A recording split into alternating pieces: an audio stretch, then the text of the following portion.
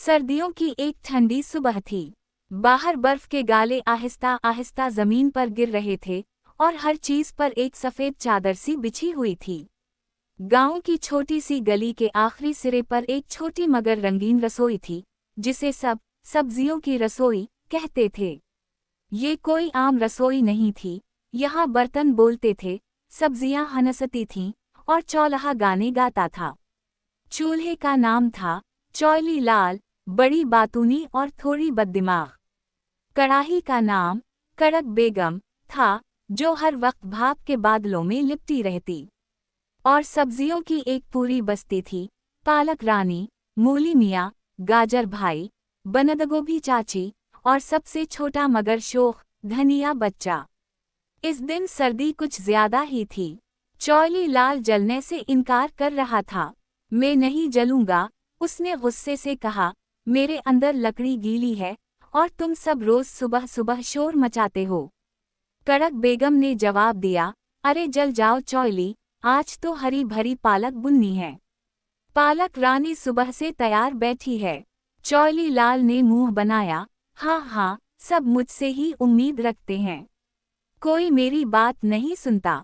उसी दौरान पालक रानी अपने पते झाड़ते हुए बोली, चौली मियाँ, सर्दी में तो गर्मी ही सबको जिंदगी देती है। तुम तो हीरो हो इस रसोई के। ये सुनते ही चौली लाल का चेहरा लाल हो गया। अच्छा, हीरो हूँ मैं, तो फिर थोड़ा सा जल ही जाता हूँ। चौल्हा जल उठा, कमरा गर्म होने लगा। बाहर बर्फ गिर रही थी और अंदर कड़क बेगम के अंदर तेल छनकने लगा। गाजर भाई ने खुश होकर गाना शुरू कर दिया। गाजर हूँ मैं लाल लाल, मजे से खाओ रोजाना साल। धनिया बच्चा तालियां बजाने लगा। वाह गाजर भाई, क्या शायरी है। लेकिन याद रखो, मैं ही हूँ जो तुम सबके ऊपर सजाकर तुम्हें मुकम्मल बनाता हूँ। कड़क बेगम ने हंसते हुए कहा, बस बस, सब्जियों की बहस मत करो। पहले फैसला करो, आज क्या पकाना है, पालक या मिक्स सब्जी। पालक रानी ने फख्र से सीना तान लिया। आज मेरा दिन है, मैं सर्दियों की शान हूँ। आयरन से भरपूर, हरी भरी और ताज़ा। मूली मियाँ बोले, अरे भाई, तुम्हारे बगैर खाना कैसे भाता है, मगर मेरा भी तो कुछ मकाम है। देखो ये सफ़ेद लंबाई और तेज जायका। धनिया बच्चा हंसता हुआ बोला, अगर तुम दोनों ना मिलो तो खाने की रौनक ही ना हो। उसी वक्त रसोई के दरवाजे पर दस्तक हुई। ठुक ठुक ठुक, सब चौंक गए। कड़क बेगम ने पूछा, ये कौन हो सकता है इतनी ठंड में। दरवाज़ा खिला तो एक छोटा सा बर्फानी टुकड़ा अंदर आ गया, चमकता दमकता मगर कांपता हुआ। मैं बर्फीला बाबू हूँ, उसने लरजती आवाज में कहा। बाहर इतनी ठंड है कि सब मुंजमद हो गए हैं। मुझे तुम्हारी गर्मी चाहिए। चौली लाल ने नाक सकीड़ कर कहा, अरे अरे, तुम तो पिघल जाओगे मेरे पास आते ही। बर्फीला बाबू बोला, पिघल जाऊंगा तो क्या हवा, शायद मेरी पिघलने से किसी के लिए जिंदगी बन जाए। ये सुनकर सब्जियों पर खामोशी छा गई। पालक रानी ने आहिस्ता से कहा, कितनी अजीब बात है, जो खुद खत्म होता है वही दूसरों को जिंदगी देता है। चौली लाल थोड़ा नरम पड़ गया। चलो आओ बर्फीला बाबू, मगर जरा दूर बैठना, मैं तुम्हें हल्की गर्मी दूंगा, पिघलने वाली नहीं। बर्फीला बाबू एक कोने में बैठ गया। इसके आसपास भाप की धुंध बनने लगी, जैसे कि बादल जमीन पर उतर आए हों। कुछ देर में कड़क बेगम के अंदर तेल गरम हो गया। अब सब तैयार हो जाओ, पकवान शुरू करते हैं। पालक रानी हंसी, चलो फिर देखते हैं आज की डिश में कौन सबसे ज्यादा चमकेगा। गाजर भाई, मूली मियाँ, बंदगोभी चाची, सब तैयार होने लगे। धनिया बच्चा गुनगुनाता हुआ उन सब के ऊपर छिड़कने की तैयारी कर रहा था। लेकिन जैसे ही पालक रानी कड़क बेगम में जाने लगी, अचानक बिजली चली गई। अंधेरा छा गया। चौली लाल की आग भी मद्धम हो गई। अरे ये क्या हवा, बंदगोभी चाची चीखें, बिजली गई या कोई शरारत हुई। धनिया बच्चा छलांग लगाकर खिड़की के पास गया। बाहर एक साया हलता दिखाई दे रहा था, लंबा, काला और सर्द। ये तो सर्दी का राक्षस है। धनिया बच्चा चीखा। कौन? सबने एक साथ पूछा। सर्दी का राक्षस, वो जो ठंड को बढ़ाता है और सब्जियों को मुंजमद कर देता है। पालक रानी के चेहरे का रंग उड़ गया। नहीं, वही राक्षस जिसने पिछले साल मीठे आलूओं के खेत जमाए थे। हाँ, वही। राक्षस खिड़की के पास आकर बोला, हा हा हा, तुम सबको गर्म रहने का बहुत शौक है ना? आज देखता हूँ तुम्हारी हरियली कैसे रहती है। इसने अपनी लंबी सांस अंदर फूंकी। पूरे कमरे में बर्फ के गाले उड़ने लगे। चौली लाल की आग तकरीबन बुझ गई। कड़क बेगम चला उठी, अरे कोई कुछ करो, मैं तो बर्फ बिन जाऊंगी। गाजर भाई, मूली मियाँ, सब कांपने लगे। पालक रानी ने हिम्मत जुमा की। मैं उसे रोकती हूँ। वो खिड़की के करीब गई और बोली, ए सर्दी के राक्षस, हम रसोई वाले हैं, हम गर्मी बांटते हैं, जिंदगी देते हैं, तुम हमें नहीं रोक सकते। राक्षस हंसा, तुम सब्जियां हो, तुम्हें तो जम जाना चाहिए, ना कि गर्मी दिखाना। पालक रानी ने अपनी हरी पत्तियां फैलाएं। देखो, मेरे अंदर सूरज की रोशनी है, मैं धूप में पली हूँ, मैं नहीं जमती। चौली लाल ने भी अपनी बची खच्ची आग बढ़ा दी। और मेरे अंदर लकड़ी की ताकत है, जो कभी हार नहीं मानती। आग थोड़ी बढ़ गई। बर्फीला बाबू जो कोने में बैठा था, बोला, मैं तुम्हारी मदद करूंगा। मैं अपना बाकी बर्फ तुम्हें दे देता हूँ, ताकि भाप बने और तुम्हारी गर्मी फैल जाए। सब चौंक गए। मगर तुम तो पिघल जाओगे। हाँ, मगर किसी के काम आना जमने से बेहतर है। इसने अपनी बर्फ का हिस्सा चौली लाल के पास रखा। गरम हवा भाप में बदल गई और कमरे में भाप के बादल बिन गए। राक्षस की ठंड भाप से टकराई। शश धुंध छा गई। कुछ लम्हे सब कुछ दिखाई देना बंद हो गया। जब धुंध छुट्टी, तो राक्षस पीछे हट रहा था। नहीं, ये कैसे मुमकिन है? पालक रानी बोली, ये गर्मी नहीं, मोहब्बत की ताकत है। हम सब ने मिलकर तुम्हारा मुकाबला किया है। राक्षस ने आखिरी बार सर्द हुआ का झोंका दिया और गायब हो गया। बिजली वापस आ गई। चौली लाल की आग फिर से भड़कने लगी। सबने खुशी का शोर मचाया। कड़क बेगम ने कहा, चलो अब काम पर वापस चलते हैं। पालक रानी तैयार हो जाओ। पालक रानी मुस्कुराई, हाँ, मगर पहले बर्फीला बाबू को देखो। सबने मुड़कर देखा। वो आधा पिघल चुका था, मगर चेहरे पर मुस्कुराहट थी। मैं जा रहा हूँ, मगर मेरा पैगाम याद रखना, उसने आहिस्ता से कहा। सर्दी हो या गर्मी, असल गर्मी दिल की होनी चाहिए। ये कहकर वो पानी बनकर फर्श में जज्ब हो गया। धनिया बच्चा की आंखों से छोटे छोटे आंसू निकल आए। कितना बहादुर था वो, चौली लाल बोला, और कितना सच्चा दोस्त। कड़क बेगम ने धीरे से कहा, चलो, उसे याद करते हुए आज का खाना बनाते हैं। इसकी कुर्बानी को जायके में बदल देते हैं। पकवान शुरू हुआ। तेल चमकने लगा, सब्जियां नाचने लगें। गाजर भाई तरफ कर बोले, मेरी खुशबू देखो, जैसे खुशी की लहर हो। मूली मियाँ हंसने लगे, मैं तो चम्मच पर भी नाचने लगा। पालक रानी की हरी चमक सारे किचन में फैल गई।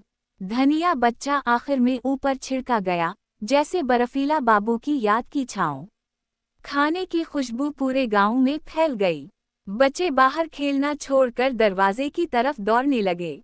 क्या पक रहा है? पालक की खुशबू आ रही है। पालक रानी ने मुस्कुरा कर कहा, ये सिर्फ पालक नहीं, ये मोहब्बत का सालन है। रात को जब सब सो गए, रसोई में हल्की हल्की चमक बाकी थी। चौली लाल धीरे से बोला, पता है, आज मैंने पहली बार किसी बर्फ को पसंद किया। कड़क बेगम बोली, हाँ, बर्फ ने सिखा दिया कि कभी कभी ठंड भी दिल गर्म कर जाती है। धनिया बच्चा आहिस्ता से बोला, कल फिर पकाएंगे ना? पालक रानी ने मुस्कुराते हुए कहा, हाँ, कल नई कहानी पकेगी, मगर आज सिर्फ खामोशी का जायका है।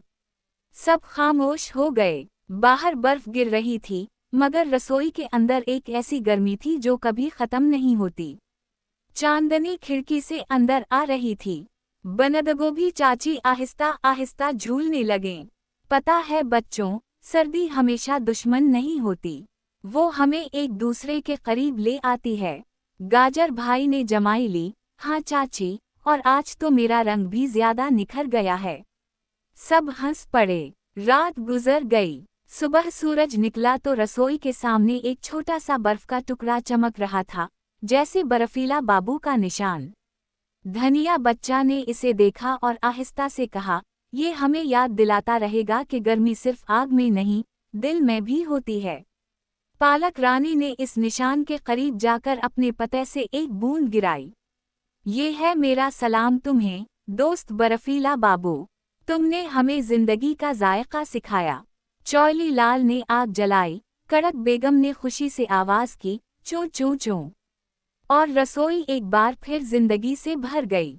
सब्जियां गाने लगे, बर्तन नाचने लगे, और गांव के लोग मुस्कुरा कर कहते, ये है वो रसोई जहां सर्दियों में भी बहार रहती है। अगली सुबह रसोई में जिंदगी फिर से चहकने लगी। चौली लाल खुशी से जल रहा था, कड़क बेगम भाप उड़ा रही थी, और सब्जियां हंस खेल रही थीं। धनिया बच्चा ने कड़क बेगम के किनारे बैठकर कहा, आज मौसम कुछ निराला लग रहा है, जैसे हुआ में कोई राज छुपा हो। पालक रानी ने बाहर झांका, दरख्तों के पत्ते हिल रहे थे, मगर कोई तेज हुआ नहीं थी। बस एक खुशबू सी फिजा में फैली हुई थी। ये कैसी खुशबू है? वो बोली। चौली लाल ने सर उठाया, ये तो लगता है किसी खास मेहमान की आमद है। उसी वक्त खिड़की से एक नरम रोशनी अंदर दाखिल हुई। उसके साथ एक नाजुक सी आवाज गूंजी, सलाम हो तुम सबको, मैं हूँ हुआ की परी, सर्दियों की मुहाफिज। सब्जियां हैरान रह गईं। परी? मूली मियाँ बोले, वो जो बादलों के पार रहती हैं। परी हंसी, हाँ, मैं बादलों के साथ नाचती हूँ, बारिशों के साथ गाती हूँ, और सर्दियों के तवाजुन की रखवाली करती हूँ। पालक रानी ने झुककर सलाम किया, खुश आमदीद परी बीबी। मगर आप यहाँ क्यों आई हैं? परी ने आह भरी, मैं तुम्हारे बर्फीला बाबू की दोस्त थी। जब वो पिघलकर तुम्हारी मदद को आया, तो उसकी कुर्बानी ने आसमान तक कहानी सुनाई। मैं शक्र अदा करने आई हूँ। धनिया बच्चा जज्बाती होकर बोला, वो हमारा हीरो था। परी ने सर हिलाया, और तुम सब ने साबित किया कि गर्मी सिर्फ आग से नहीं, दिल से भी पैदा होती है। मगर एक नया खतरा आ रहा है। चौली लाल चौंक गया, किया फिर कोई राक्षस? परी बोली, इस बार कोई दुश्मन नहीं, बल्कि एक आजमाइश। मौसम का तवाजुन बिगड़ रहा है। अगर तुम सब्जियों ने अपनी हरियाली बरकरार ना रखी, तो सर्दी लंबी हो जाएगी। पालक रानी ने कहा, हम क्या कर सकते हैं? हम तो बस पकने वाली सब्जियां हैं। परी मुस्कुराई, तुम्हारे अंदर जिंदगी की ताकत है। तुम्हारा रंग, तुम्हारा जायका, तुम्हारी खुशबू, यही जमीन की सांस है। अगर तुम मोहब्बत से पकती रहो, तो सर्दी खुद पीछे हट जाएगी। ये कहकर परी ने अपने हाथ से एक नन्ही सी चमकदार शीशी निकाली, जिसमें सब्ज रोशनी झलक रही थी। ये है कुदरत की चमक। इसे तुम्हारी रसोई में रखना। जब भी सर्दी हद से बढ़ने लगे, ये रोशनी तुम्हारा तहफ़्फ़ुज़ करेगी। कड़क बेगम ने अदब से वो शीशी संभाली। हम उसे हमेशा संभाल कर रखेंगे।